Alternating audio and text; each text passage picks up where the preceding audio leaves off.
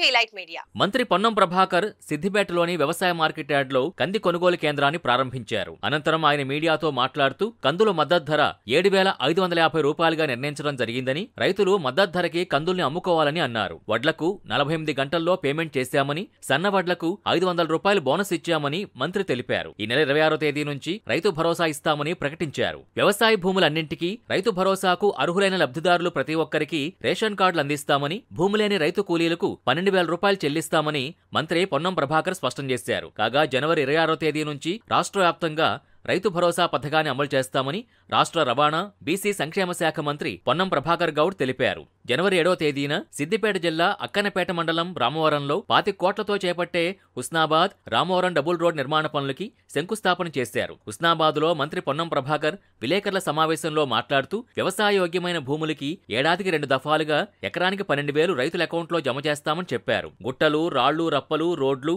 నాలా కన్వెన్షన్ ఉన్న భూములకి రైతు భరోసా పథకం వర్తించదని స్పష్టం చేశారు. భూములేని వ్యవసాయ కుటుంబాలకి ఇందిరమ్మ ఆత్మీయ కానుక కింద 12,000 అందజేస్తామని తెలిపారు. జనవరి 26 నుంచి కొత్త రేషన్ కార్డులు మంజూరు చేస్తామని మంత్రి తెలిపారు.